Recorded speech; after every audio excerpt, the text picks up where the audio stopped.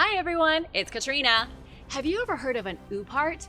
OOPArt means out-of-place artifact, and it is a term used for ancient objects that were found where they didn't really belong.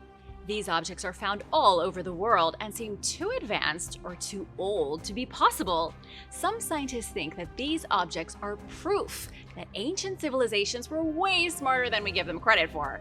I'm not saying that these OOPArts prove anything, but I do want to let you know what's out there and get you thinking. 400-million-year-old hammer. You know that saying everything's bigger in Texas? Well, maybe it should be changed to everything is older in Texas, because a 400-million-year-old hammer was found in the Lone Star State. The story goes that for this hammer to be that old, it had to have been crafted during the Ordovician period, where marine life was getting going. Later in this period, on land, the first plants evolved, and so too did the first wave of terrestrial arthropods, or insects. It would take another 100 million years or so for mammals to evolve. So, how in the world is there a hammer that dates back more than 400 million years? Maybe humans have been around a lot longer than scientists want to admit. The ancient tool was discovered in the city of London, Texas in 1934, not London, England. It was found embedded inside a rock, just like the legendary Excalibur from the story of King Arthur. The hammer was analyzed by researchers from the Metallurgical Institute of Columbia. They found that the tool's head was made with a level of iron purity only achievable with modern-day technology. The head of the hammer consists of 1% sulfur, 2% chlorine, and 97% pure iron. The iron used to make this thing was treated in a way that made it stronger and more pure, a process commonly used in the 20th century called metallurgy. And as the scientists continued to analyze the tool, they found abnormalities in the stone surrounding the head. The stone seemed to have merged with some kind of sheath covering the hammer. According to geologists, this process of petrification takes thousands to millions of years. And because this artifact shows signs of petrification, several theories have emerged regarding the origins of the hammer. One such theory is that an advanced civilization existed in Texas a long time ago. These people would have been just as advanced as we are today, since they had the technology to craft a hammer with modern features. Some have even suggested that the iron used to make the tool might have come from a meteorite, but researchers don't believe that's a real possibility given the composition of the artifact. Because the head of the hammer was found inside the rock, researchers believe it was embedded in the stone under different atmospheric conditions than we experience now. Or, in other words, they believe the embedding process was performed in conditions that are more similar to those in the distant past. Okay, so maybe the hammer wasn't made from space iron. But what evidence do scientists have to debunk the idea that an advanced civilization crafted the tool? Because, of course, that would be really hard to admit.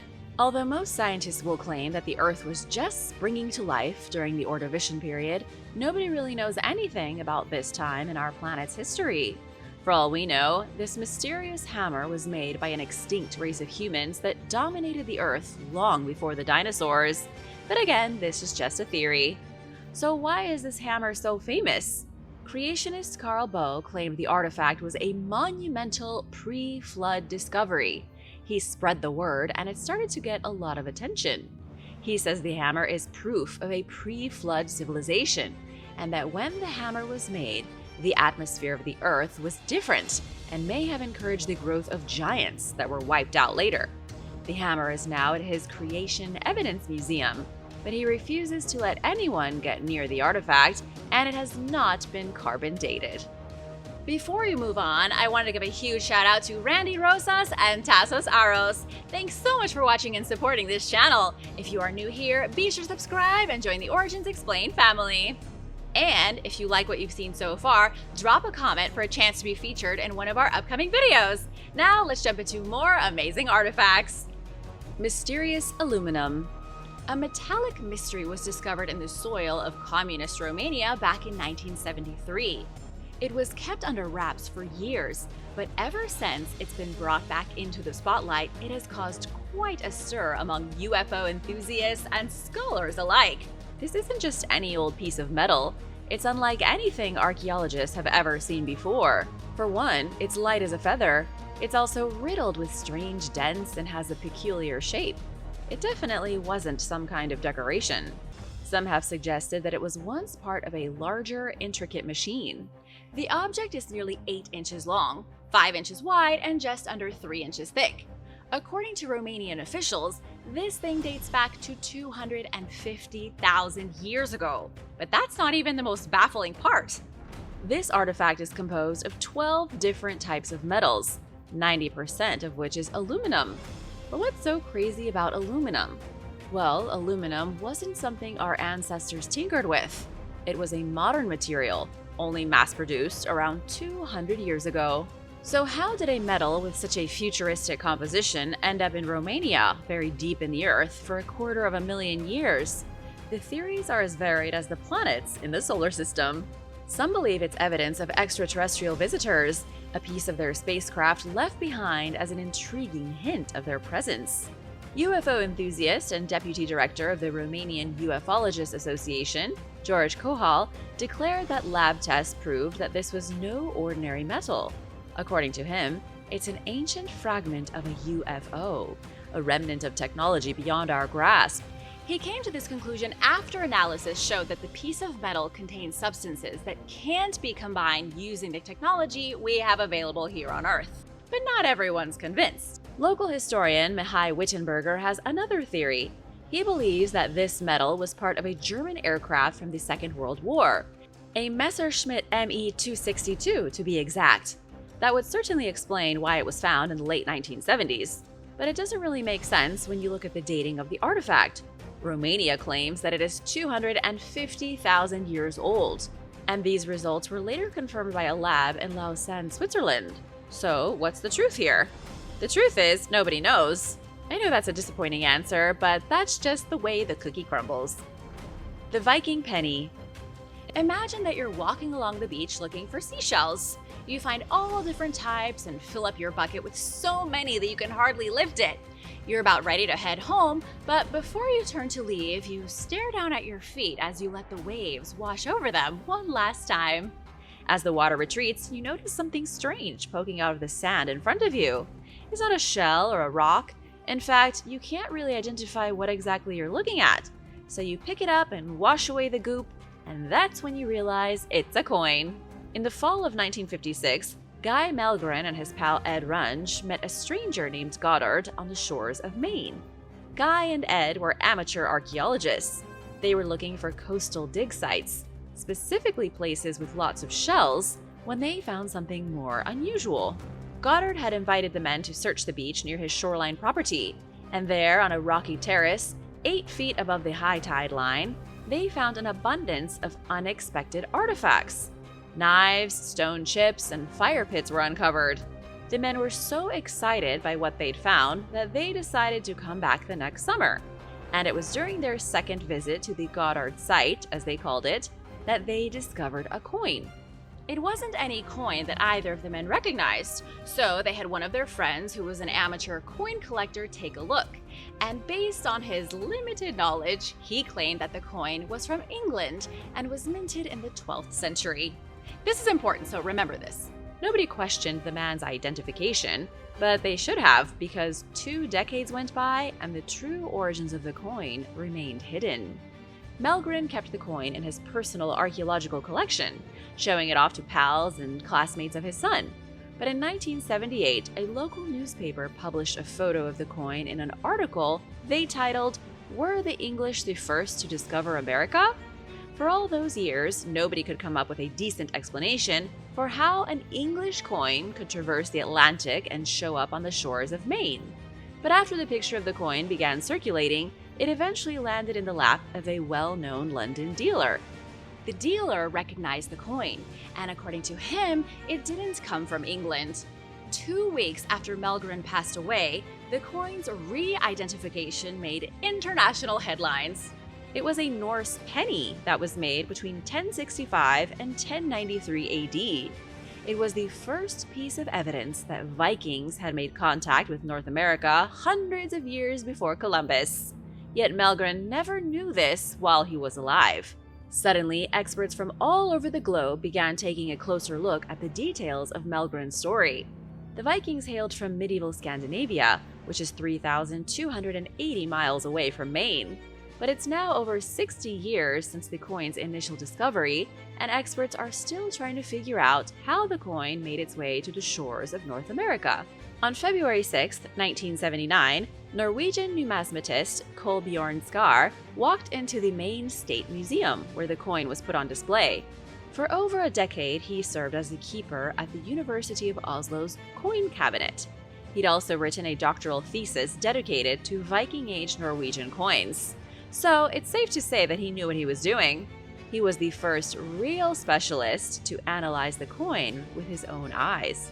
The ancient piece of currency wasn't found completely intact, and over the years it had continued to shed tiny bits of itself.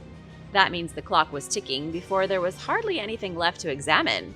It was just under 2/3 of an inch in diameter. Imprinted on one side of the coin was a cross with 2 horizontal lines, and on the flip side it had an image of an animal-like figure that was engraved in a rather barbarous fashion. His words, not mine. The creature had a curved throat and hair that reminded Skari of a horse's mane. He concluded that the coin was an authentic Norwegian penny, not from the 12th century, but from the second half of the 11th century. The mystery surrounding the coin centered on how it made its journey from Norway all the way to Maine. The most accepted theory suggests that it may have traveled through the hands of traders. The coin likely originated from regions further up the Atlantic coast, where Leif Erikson is known to have established a winter camp. However, this theory didn't sit well with archaeologist and anthropologist Edmund Carpenter. According to him, 1957 was a big year for Viking fakes, and it just so happened that Melgren discovered the coin that same year. It made more sense to him that Melgren had made up the whole story. But remember that Melgren had assumed the coin was from England up until his death, so this theory doesn't quite fit in with the details of the story. Other Norse coins have been found, so they're not all that rare, but the coin found by Melgren was different from the others. A stash of 2,301 Norse coins called the Gresly Hoard was discovered in 1879 by potato farmers in Gresly, Norway. Unlike the Gresly Hoard, which have been described as looking like they were minted relatively recently, the main penny looked much older. The engravings on the coin were also slightly different from those that were found in Gresly, suggesting that they weren't exact duplicates. This has caused many to believe that the coin is simply a fake, a less sturdy version of the original Viking coins. But others take this as evidence that Vikings may have inhabited North America before we ever thought possible. The question still remains, how did the coin wind up in Maine?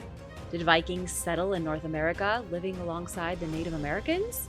Well, the archaeological site at Lansau Meadows in Canada was discovered in 1960. This was an ancient Viking settlement inhabited sometime in the 11th century. It's now considered to be the earliest evidence of Europeans in North America. So yes, Vikings certainly settled on the continent, but whether or not the coin is a real Norwegian penny is still up for debate. What do you believe? Let us know in the comments below. The Golden Quimbaya Artifacts.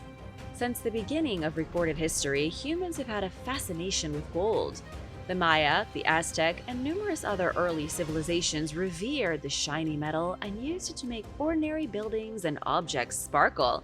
The Quimbaya culture was no different, although you've likely never heard of them before, so let's change that. The Quimbaya culture, spanning from 300 to 1550 AD in South America, is renowned for its intricate gold and metalwork. The majority of their gold pieces are crafted from a copper-rich alloy known as tumbaga, similar to those described by Plato in his dialogues about Atlantis. Among these treasures are 2 aerodynamically shaped devices that resemble modern airplanes more than any known insect. These ancient devices are thought to prove that the Quimbaya knew how to make things fly. But is that true? In 1994, replicas of these golden artifacts were constructed and tested with surprising results. The ancient models were capable of flight without modern modifications. So of course, this discovery has led to debates among modern researchers. Some argue that, due to the lack of building materials and engines, it would have been impossible for the Quimbaya to construct flying machines. The absence of landing strips for these gold flyers also raises questions. However, it is possible that the Quimbaya's knowledge of flight was influenced by an outside civilization. This theory finds support in the remarkable behavior observed among remote cultures when first visited by modern technology. For instance, isolated tribes in Africa and South America, upon encountering airplanes, have exhibited a notable shift in religious beliefs. One tribe even constructed statues in the shape of airplanes and lined up along a makeshift runway to greet the aircraft. From this perspective, it's possible that the Quimbaya were influenced by an ancient civilization or even extraterrestrial visitors. The golden airplanes could be evidence of this influence. Or, alternatively, they may represent an extinct species of insect. The Quimbaya's practice of burying golden artifacts with the dead indicates that these artworks were essential for prosperity in the afterlife. The Quimbaya created artworks based on real objects and people, suggesting that their golden airplanes were a reflection of their understanding of flight. The golden flyers have also raised questions about the Nazca lines, which some researchers believe resemble ancient runways.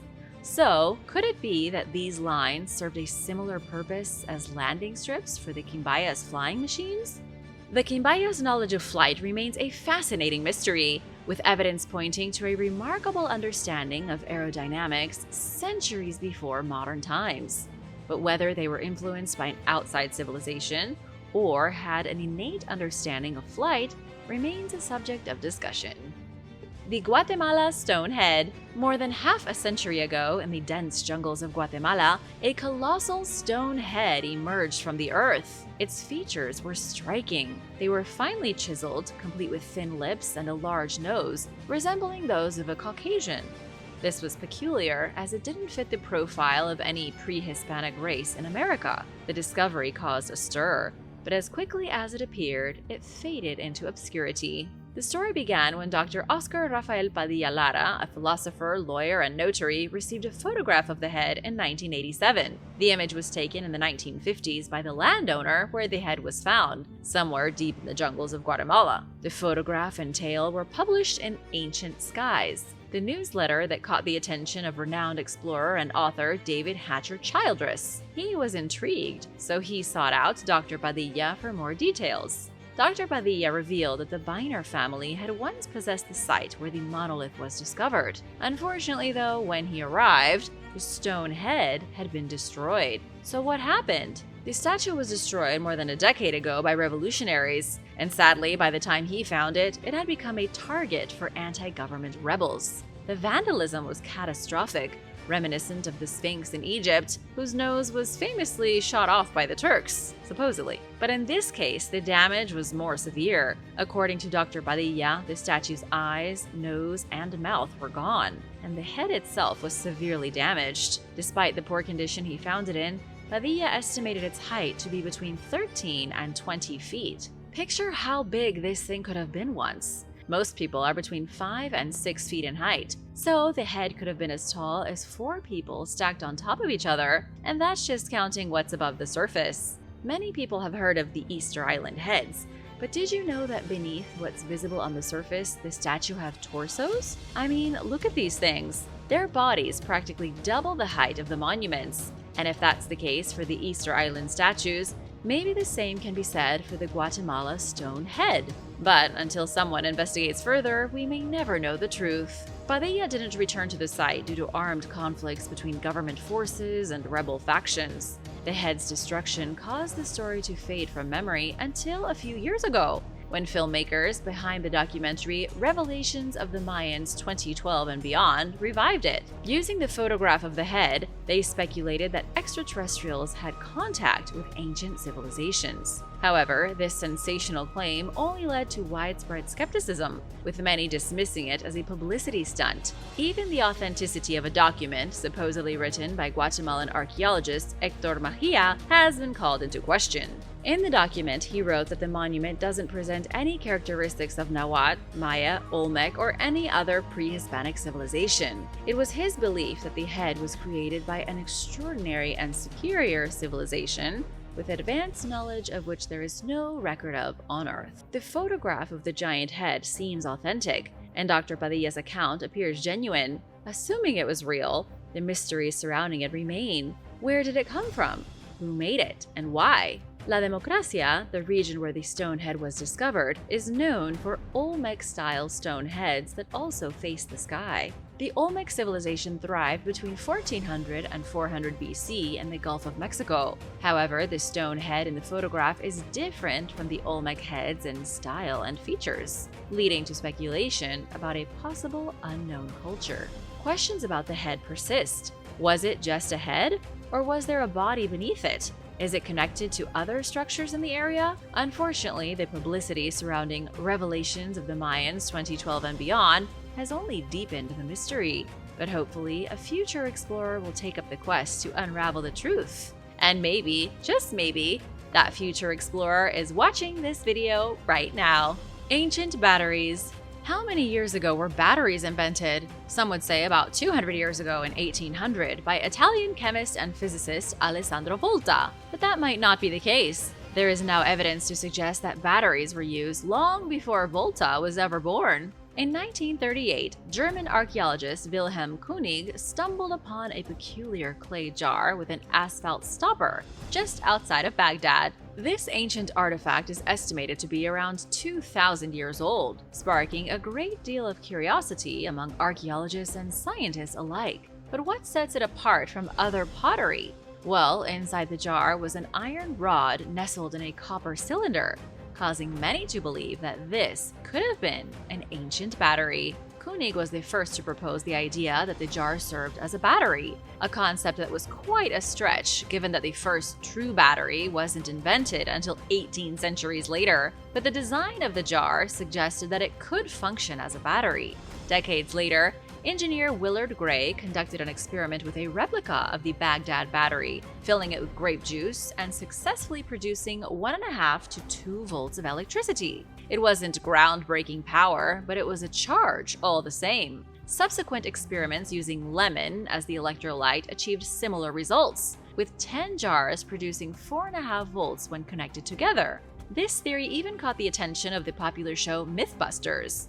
In a controversial episode, the team demonstrated the potential of the Baghdad battery. While the evidence indicates that the jars could generate electricity, it's unclear if this was their original purpose. The dating of the jars is also a point of contention, with some estimates placing them at around 225 AD. One explanation suggests that the jars could have been used as part of a temple trick. A wired-up statue of a god could deliver a minor shock or a blue flash of light as part of a religious demonstration. But no similar artifacts have been found in the area, raising many questions. The more believable explanation is that the jars were used for mundane purposes, perhaps as storage containers for scrolls. But that's not as fun, is it? Sadly, the original jar was looted during the 2003 US invasion of Iraq, preventing further study. Maybe this thing really was just a jar. But then, how do you explain the iron rod inside the copper cylinder?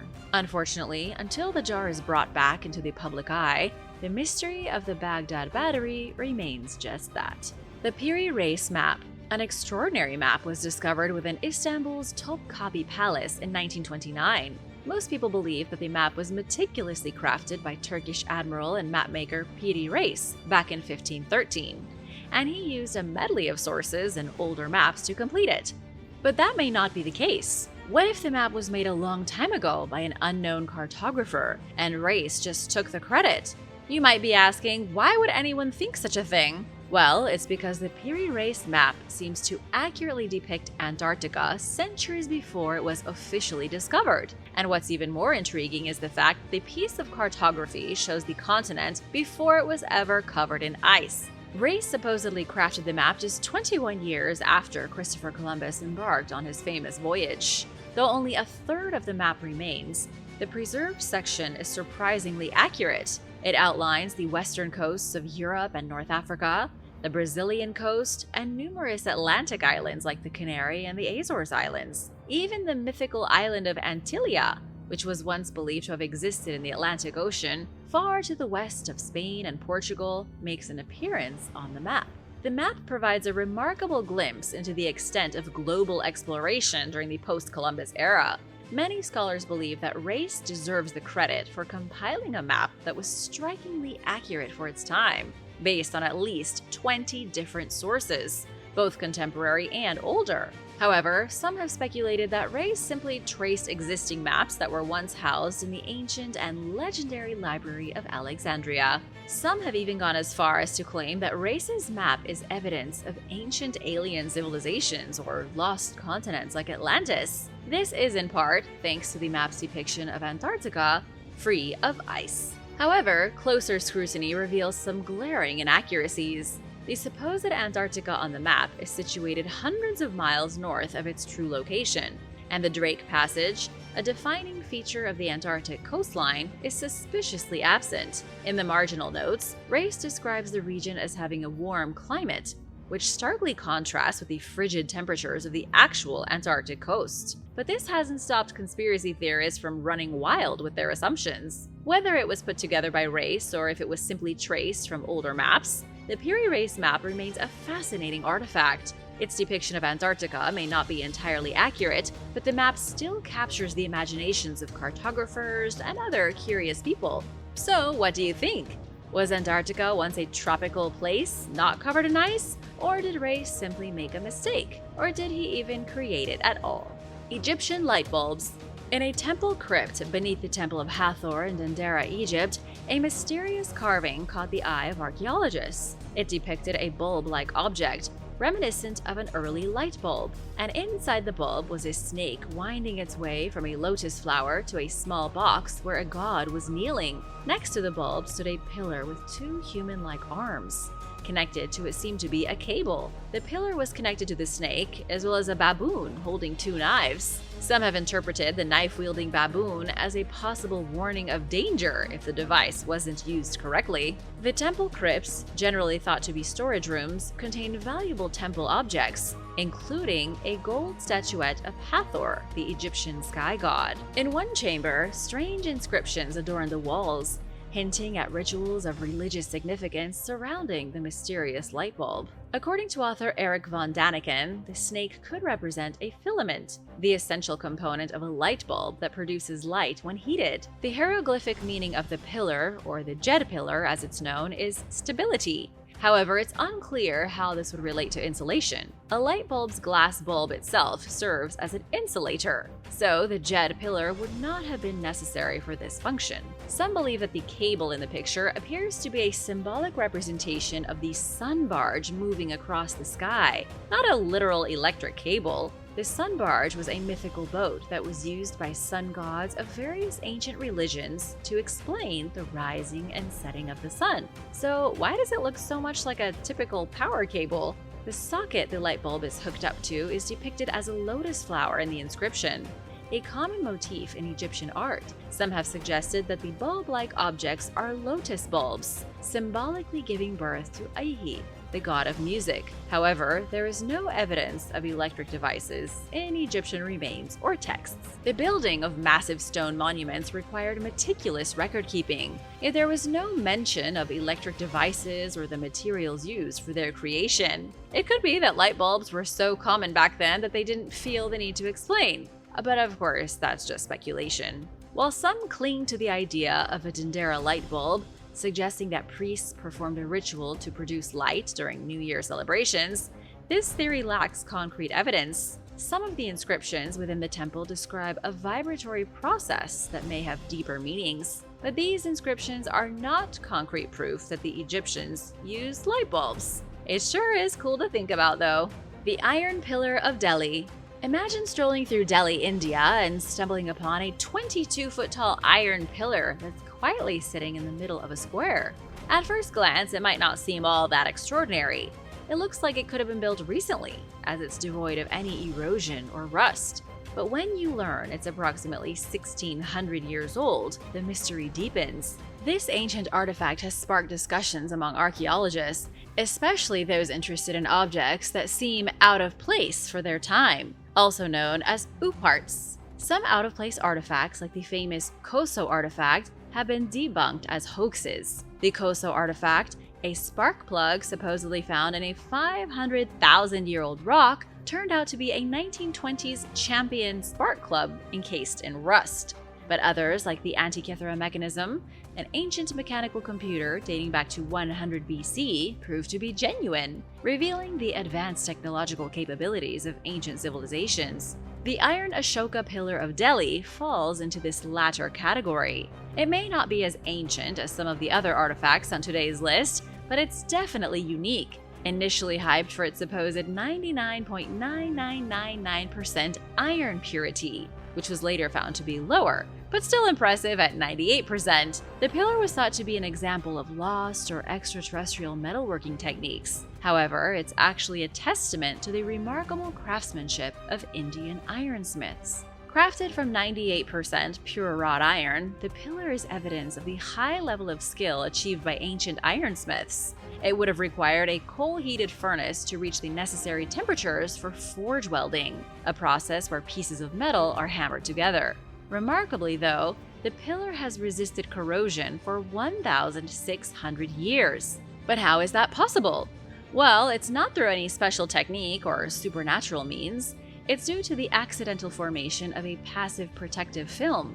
This film, a 1/20th of a millimeter thick layer of mesowite, a compound of oxygen, hydrogen, and iron, was created by a combination of factors. These factors include the absence of lime in the furnaces, the presence of raw slag and unreduced iron, as well as the cycles of wetting and drying in the weather. Mesowite is also an amazing compound because it doesn't rust. So rather than attributing the pillar to ancient astronauts or alien technology, we can appreciate the sheer skill it took to create a 6-ton, 22-foot-high iron pillar centuries ago. Today, it's surrounded by a metal gate, preventing tourists and locals from touching it. It's a short gate though, so hopefully nobody gets the horrible idea of destroying the relic, because it seems to happen more often than you might realize. Thanks for watching. Which discovery did you like the most? Let me know in the comments below.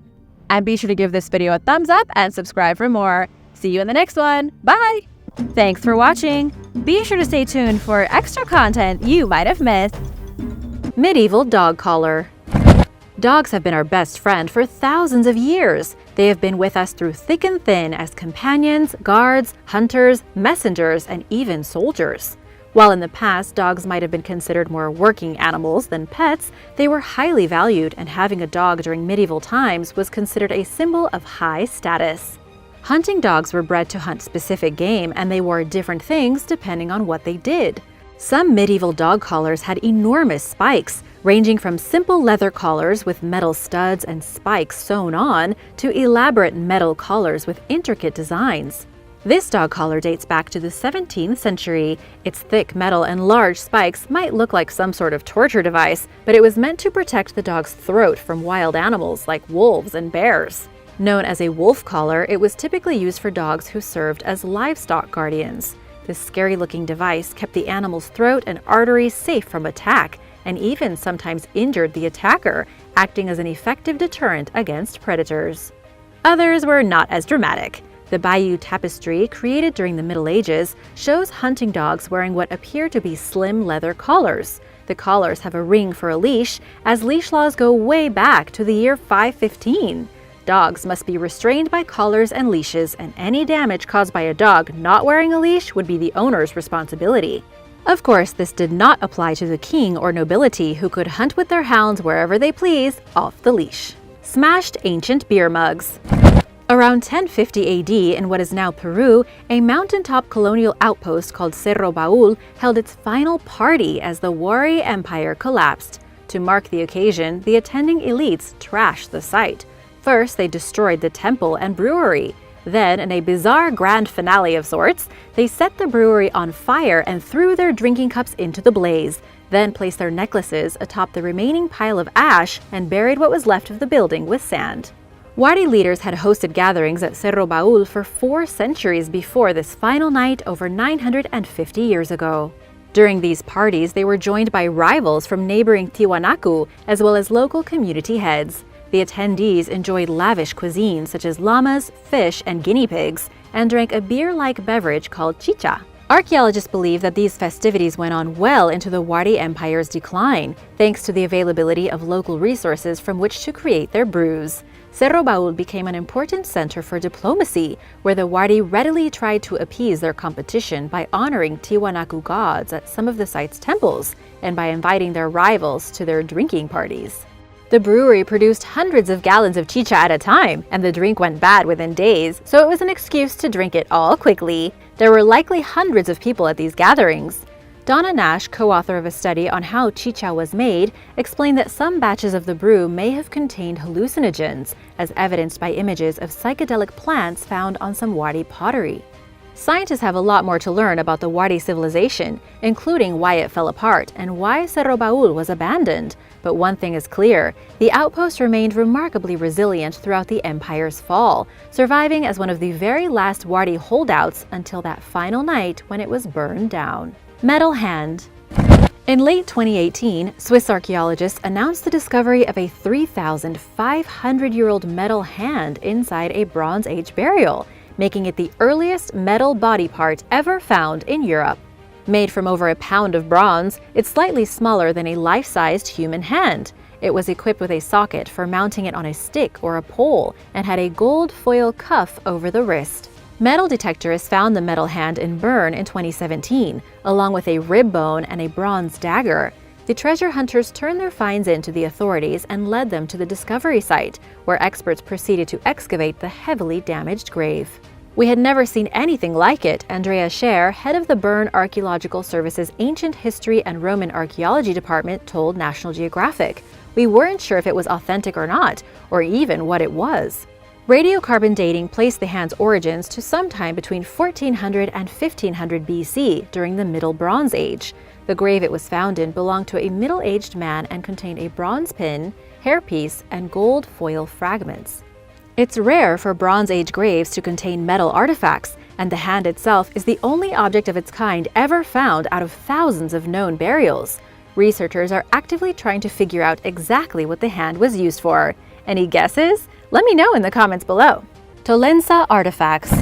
Around 1200 BC, hundreds of soldiers fought at what's considered Europe's oldest battlefield along the Tolensa River in northern Germany. Archaeologists have been excavating the site for over 2 decades in search of evidence indicating what may have caused the battle and who the adversaries even were in the first place. Who was fighting whom?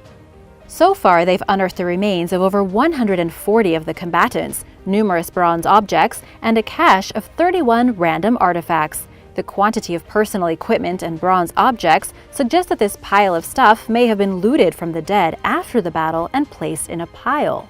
The collection was found in a sediment deposit near the battle's starting point and consists of numerous bronze fragments and other items, including tools, ornaments, an awl, a chisel and knife, and small cylindrical fittings which were possibly used to hold a bag or a container together. Before then, the fittings had only ever been discovered hundreds of miles away. Finding them so far north indicated to researchers that the conflict's origins were more far-reaching than they previously believed. But nobody can say with certainty where the artifacts originated from, and no clues point toward who owned the assortment of objects, or whether the individual was a warrior or simply a civilian. Experts believe the items are personal objects that belong to someone who was involved in the fighting one way or another, but that's about all they know. Creepy Neolithic masks. Over the years, archaeologists have uncovered 16 Neolithic stone masks dating back roughly 9,000 years. The most recently found mask was recovered in 2018 by the Israel Antiquities Authority's Theft Prevention Unit, and according to National Geographic, it reignited past conversations regarding the authenticity of these artifacts. Made from limestone, it bears many similarities to the previously discovered masks, including being the size of a human face, having large eye openings, and holes drilled around the outer edges, suggesting it was meant to be tied around something, perhaps a human face. Omri Barzilai, head of the IAA's Archaeological Research Department, explained in a statement that the masks were created at a time when the region's inhabitants were first settling in organized communities. People started changing from hunting and gathering to agriculture and farming, and during this time there was a sharp increase in ritual and religious activities. But the exact purpose of the masks is a mystery. They may have had a ritualistic use, possibly for funerals or worshipping ancestors, or they may have simply been something fun to wear at festivals. Additionally, tracing the masks back to their original sites is difficult because many of them ended up in private collections before falling into the hands of professionals. For this reason, archaeologists can only speculate on where the masks came from, most likely somewhere throughout the southern Judean desert. Potted corpses. While building a new baseball stadium in Nicaragua's capital city in 2017, construction workers discovered a rare array of 1,000-year-old artifacts that were undisturbed by Spanish conquistadors. Included among them was a large cemetery with human bones, as well as over 30 funerary urns containing human remains. The urns, which date back between 800 and 1350 AD, are helping archaeologists better understand the funerary and burial customs of the little-studied indigenous people who lived in the area before European colonizers came along. By finding and examining these and other artifacts, experts are preventing pre-Columbian cultural identities from being lost entirely. Much of the 3 indigenous tribes that inhabited the region when the conquistadors arrived in the 16th century were quickly wiped out by disease. Each had its own unique customs and language, but the lifestyle, beliefs, and cultures of these and other Central American civilizations is less known than other better-studied societies such as the Maya and Inca. Yvonne Miranda Tapia, director of Nicaragua's Institute of Culture, explained in a statement to National Geographic that the urns appear to be from the Chorotega tribe, which spoke the Mangay language and may have migrated south from Mexico. Mysterious bronze disc. In late 2017, Greece's Division of Underwater Antiquities announced the discovery of numerous new artifacts in a world-famous shipwreck off the island of Antikythera, where the famous Antikythera mechanism was found back in 1901. The newer collection of items included a sarcophagus lid, marble statue pieces, bronze limbs, and a strange disc. They were recovered 180 feet beneath the water surface at the merchant ship's final resting place. The 130-foot-long vessel dates back to the 1st century BC. It was laden with cargo en route to Rome, where the goods would have catered to wealthy residents if they had ever reached their destination. While many of the artifacts appear to be decorative in nature, archaeologists are unsure what the small bronze disc was used for. It contains small holes and bears an image of a bull, and somewhat resembles the Antikythera mechanism, which is also a small bronze disc. It could be anything from an instrument to a decorative piece to a special seal. Excavations of the shipwreck are far from complete, meaning that more strange and unexplainable artifacts may turn up in the future. Temple Complex of Brodgar. The Ness of Brodgar in Scotland is one of the most impressive archaeological sites that many people don't know about. Located in the Orkney Islands, the site is marked by giant monoliths, the remnants of Neolithic villages, stone mounds called cairns, and a stone circle, or henge, known as the Ring of Brodgar. These mysterious and previously overlooked landmarks have increasingly caught the attention of scholars and tourists alike, who want to learn more about the enigmatic site and the people who once lived and worshipped there.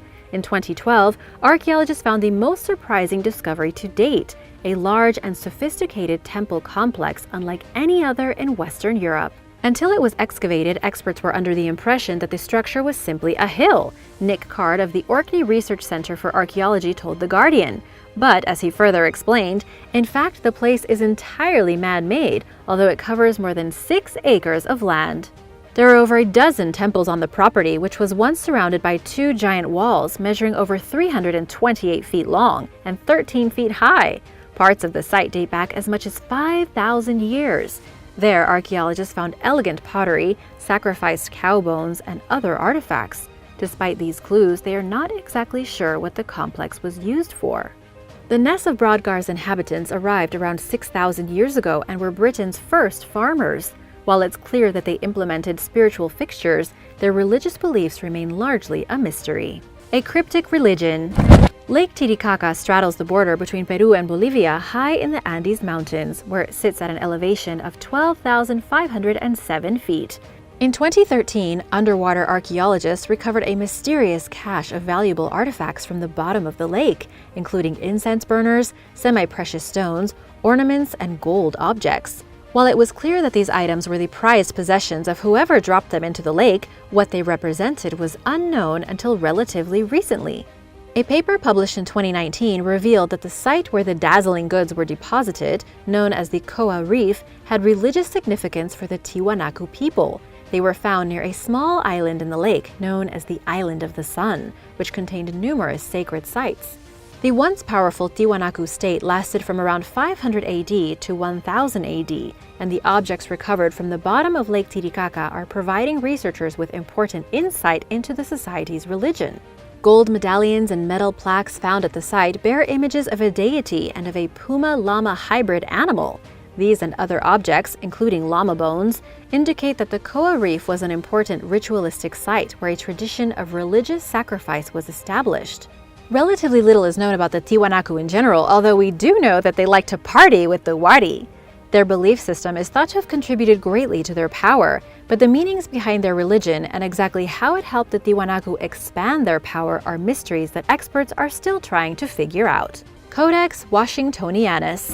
The world's third oldest Bible, known as the Codex Washingtonianus, contains exclusive content not seen in other copies, offering rare insight into the history of the First Testament and how early Christians viewed the Gospels. It was purchased by Charles Freer, founder of the Smithsonian's Freer Gallery of Art, where it is occasionally put on public display. This collection of manuscripts came to be known as the Washington Manuscripts after Mr. Freer gave them to the Smithsonian. Originally written in Greek, the parchment book was transcribed in Egypt during the late 4th or early 5th century BC. It's much older than most surviving biblical manuscripts, according to biblical scholar Michael Holmes, who told National Geographic that 90% of surviving manuscripts are from the 10th century onward. The book is also one of 3 surviving complete copies of the Gospels, making it extremely valuable. But the most remarkable thing about the Codex Washingtonianus is the extra passage it contains near the end of the Gospel of Mark that is found in no other biblical manuscript. Identified during the early 20th century, it is known as the Freer Logion. A logion is a saying attributed to Jesus. It appears to question whether Jesus or Satan truly held more power than the other. This disgruntled some conservative Christians at the time. Holmes explained that no faction of Christianity uses the extra passage in its traditions, and that it was likely an oral speech that was recorded and inserted into that particular copy of the scriptures.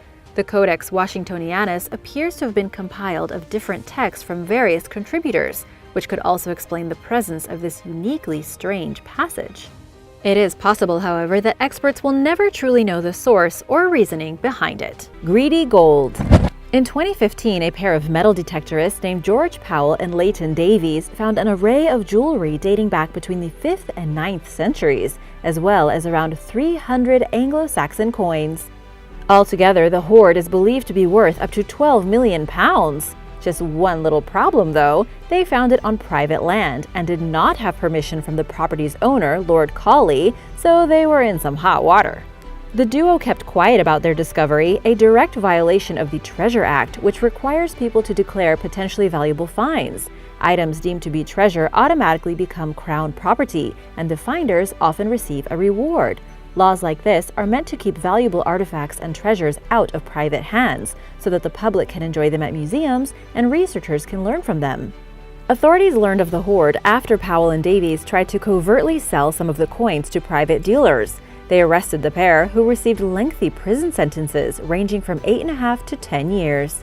At their sentencing, the judge condemned the men for robbing society of the opportunity to see and admire the artifacts, and of cheating the landowner out of his deserved reward. All the jewelry from the hoard and 1 ingot were recovered, but only 30 of the 300 coins were found. The government is still trying to find the rest of the missing coins. The SS America hoard. Back in 1857, the steamship SS Central America, nicknamed the Ship of Gold, sank in a hurricane off the South Carolina coast while en route from Panama to New York City, taking thousands of pounds of gold and 425 human lives down with it. During the 1980s, treasure hunter Tommy Thompson convinced 161 investors to fund his expedition to find the shipwreck and its treasure. They ended up giving him $12.7 million for the search. Thompson and his crew discovered the wreck 8,000 feet below the water's surface in 1988. The following year, they reportedly recovered around 3 tons of gold worth over $50 million. They were awarded 92% ownership of the loot a decade later following a slew of lawsuits, which continued to come in the following years from companies and experts who claim that Thompson cheated them out of millions of dollars by never awarding them their share. In 2012, Thompson failed to appear at a court hearing and went into hiding. He and his girlfriend were found in a hotel room in Palm Beach County, Florida, 3 years later, where the couple kept a low profile, rarely leaving the building and paying for everything in cash. Thompson has spent the last 5 years in federal prison, incurring a $1,000 per day fine for refusing to disclose the location of some of the missing treasure, which is worth an estimated $2 to $4 million. He's being held in contempt of court, which normally has an 18-month holding limit, and it's unknown how long the man will languish behind bars if he continues refusing to reveal where the treasure is. Thompson conveniently claims he doesn't know where the gold coins are, and he even has some supporters who claim that he never cheated anyone out of money, but the judge refuses to buy any of it and continues to demand answers. Whether or not Thompson will eventually crack remains to be seen. Royal Hat Pin. While searching a field in Lincolnshire, England in early 2019, amateur metal detectorist Lisa Grace hit pay dirt in the form of a gold hat pin that may have belonged to King Edward IV. The 15th century piece, which Grace found in pristine condition, bears a striking resemblance to the pins that Edward and those close to him wore throughout his 2 reigns, which spanned from 1460 until his death in 1483. It bears the king's personal emblem depicting a sun in splendor, and also features a purple amethyst stone, which he was known to favor, leading experts to wonder if Edward IV himself lost the hat pin. This is plausible, especially since the artifact resembles a similar piece of jewelry featured in a portrait of the ruler. But, as a Duke's auctioneer spokesperson stated to the Daily Mail regarding the owner's identity, the fact is we shall never know, but it clearly belonged to someone of high status in the upper echelons of medieval society. Specialists believe that the hat pin was likely made during the late 15th century, and that it may have been lost in battle, owing to the frequent conflicts that the monarch found himself in during his first reign, many of which occurred in the area where Grace found the artifact. They estimated its value at somewhere between £10,000 to £15,000, adding that museums and collectors showed immediate interest in it. Miss Grace, who found the piece near the ground surface, was unaware of its significance until she contacted friends about it, and she was shocked when she learned it may have belonged to royalty. Talk about beginner's luck. An exiled queen's story. While cleaning out his attic before moving, a man in Guildford, Surrey, England, found an array of historic items that he had forgotten were there. His mother had given him a bunch of stuff, and unaware of its value, he put it in the attic for years, where the objects sat collecting dust. The collection includes an elegant 19th century dress, a needle case, letters, diaries, photographs, and postcards, which belonged to the man's aunt, Clara Herbert. Herbert worked for the Madagascan royal family for many years, from the 1890s until the 1920s. The items found in the attic offer fascinating insight into the life of Rana Valona, Madagascar's last queen before the French invaded the country and took over in 1895. The earlier photos show Rana Valona on her throne and donning beautiful, intricately made dresses, but the images also tell the story of what happened to the royal family after the French annexed Madagascar and exiled them to the island of Réunion. Pictures from that time show the queen and her family in a seemingly miserable state, and they are noticeably thin, auctioneer Carrie Taylor told The Guardian. Rana Valona and her loved ones were then sent to Algiers, where their lives seem to have improved, as evidenced by photos of them looking happier and healthier. After that, they visited France, where the family gained ample support from the country's citizens, in turn pressuring the French government to compensate them more fairly for their suffering over the years. Rana Valona passed away in 1917.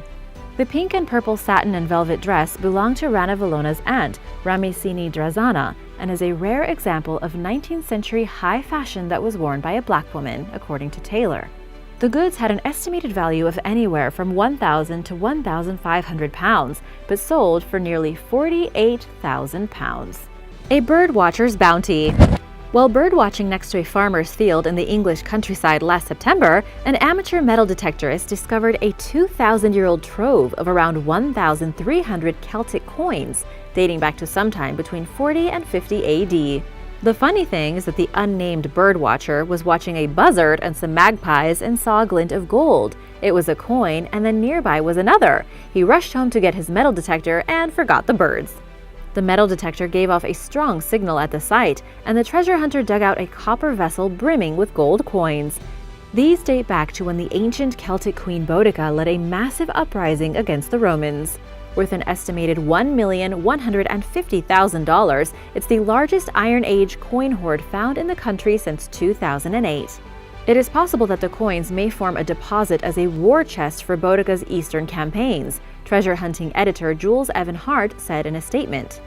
When the man realized what he had found, he said in an interview that he was shocked and had to sit down. He took the coins home and contacted local authorities to report the find, a requirement under British law. The next step is for experts to determine whether the stash legally qualifies as treasure, which plays a role in determining its ownership. If the coins are deemed to be a significant treasure, they will likely go to a museum, and the finder is also rewarded.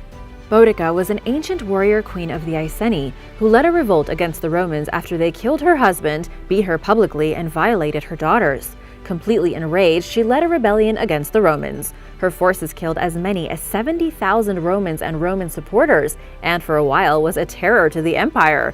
During this volatile time, there was an increase in buried coins throughout the region. But Boudica's army was eventually defeated, and she thereafter either poisoned herself to death or succumbed to an illness. A mysterious glimmer of hope. While walking from the latrine to his hut on the Caribbean shore one morning in late 2019, a young Venezuelan fisherman named Yolman Lares found a medallion bearing the Virgin Mary's image on the ground. The discovery came as a rare sign of hope for the 25-year-old and for many others who live in the struggling village of Guaca, which is in dire poverty amid Venezuela's ongoing extreme economic downfall. Journalists recently recounted the details of Lares' fascinating find in a New York Times article. The discovery sparked a frenzied treasure hunt among residents, which turned up hundreds of gold and silver pieces over the next few months, including jewelry, ornaments, and gold nuggets. A test of one piece, courtesy of the New York Times, determined that the item is modern and was likely made in Europe, and that it's made of high-quality 18-karat gold.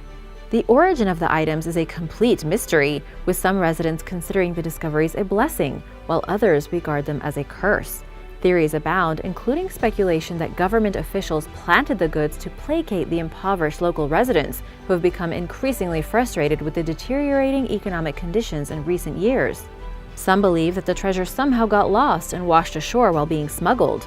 Most of the objects were sold right away for food, other necessities, and simple lifestyle upgrades like used televisions. To the destitute residents of Guaca, survival was understandably more important than determining the source of their finds. While experts admit that they may never know where the treasure came from, its ability to feed a struggling population is infinitely more important. Fenn treasure. In 2010, an eccentric millionaire named Forrest Fenn hid a chest filled with $1 million worth of treasure in the Rocky Mountains. He published a series of clues to its whereabouts, along with a finders keepers policy on the goods. The chest contained gold nuggets, precious gems, rare coins, and jewelry. Thousands of people searched for the treasure over the following decade, including 5 unfortunate souls who died in their quest to find it. Finally, in June 2020, Fenn announced that someone had found the chest, much to the disappointment of many who hoped to hit the jackpot. I told you about this in a previous video, but now new information has come to light. The discoverer's identity remained anonymous for several months, until a lawsuit against him from someone who claimed that the treasure is rightfully theirs threatened to disclose his name. He came forward on his own in late 2020 in a Medium post, revealing himself as a medical student from Michigan named Jack Stoof. After finding the treasure in Wyoming and revealing his identity, Jake's life changed dramatically. He felt the need to move to a more secure apartment building and take other measures to protect his safety, as a slew of upset treasure hunters levied death threats, tried to delegitimize the discovery, and made bizarre and disturbing allegations against him. Treasure hunting does not make you a lot of friends, and apparently there's a lot of competition. Too bad he couldn't remain anonymous. He sure did try. A princess's precious metals. When archaeologist Dr. Adam Kadzierski visited the small village of Sloskov in central Poland last year, the local priest relayed tales he had heard about buried treasure nearby. After initially investigating a lead that turned out to be false, Kadzierski and his team dug at a roadside location that the father had suggested checking out. 2 days later, they found a pot containing 6,500 silver coins called denarii, as well as silver ingots, lead fragments, 2 wedding bands, and 2 gold rings. When the archaeologists realized they'd stumbled upon a massive treasure hoard, they summoned local firemen to guard the scene. The treasures are around 900 years old, dating back to the 11th and 12th centuries. One ring bears acrylic inscription that translates to "Lord, may you help your servant Maria," leading Kadzierski to believe that it may have belonged to a Ruthenian princess named Maria. This makes sense since the king at the time, Boleslav the Wrymouth, was married to a Russian princess whose sister was named Maria. Furthermore, Kadzierski believes that Maria may have buried the coins after receiving them as a dowry for her marriage to a nobleman. At a time when tensions mounted between her husband and his family, resulting in him being kidnapped and tortured, perhaps Maria felt the need to protect their valuables before she fled Poland. And while this theory remains unconfirmed, all signs point toward it likely being the case. Sutton Hoo Ship Burial. A new Netflix film called The Dig retells the discovery of one of the greatest treasure troves of all time, known as the Sutton Hoo Ship Burial. Let me know if you've seen it. Amateur archaeologist Basil Brown discovered the 88.6-foot-long buried ship in 1939. The ship is the most impressive medieval grave to be discovered in Europe, filled to the brim with treasures. It contains countless objects made by master craftsmen, including military weapons, elegant textiles, a large wooden shield, containers, bowls, Byzantine silverware, a rare helmet with a human mask, gold accessories, and more. These items came from all over the known world at the time, symbolizing the far-reaching international relations of the society responsible for the burial. The Sutton Hoo helmet is arguably the most iconic of all the grave goods. At some point, the burial chamber collapsed, breaking it into hundreds of pieces. Conservationists from the British Museum spent years working painstakingly to restore the iron helmet, which is covered in warriors and a winged dragon. Whoever was buried here was clearly important to the Anglo-Saxons, but who was it? The remains of the grave occupant were missing from the burial. A soil analysis shows that the grave once contained human remains, which completely decomposed and dissolved at some point. This high-ranking person's identity is a mystery, but based on 8th century texts and the burial's valuable contents, experts believe that the grave was for the powerful East Anglian ruler King Raedwald. King Raedwald died around 624 AD, and coins found in his burial from around that time bolster the theory that the grave is his. But researchers admittedly don't know for sure who was laid to rest in the ship, and since the remains no longer exist, they will never know for sure. Thanks for watching! Which treasure do you wish you had found? Let me know in the comments below, and be sure to subscribe if you haven't already. See you soon! Bye!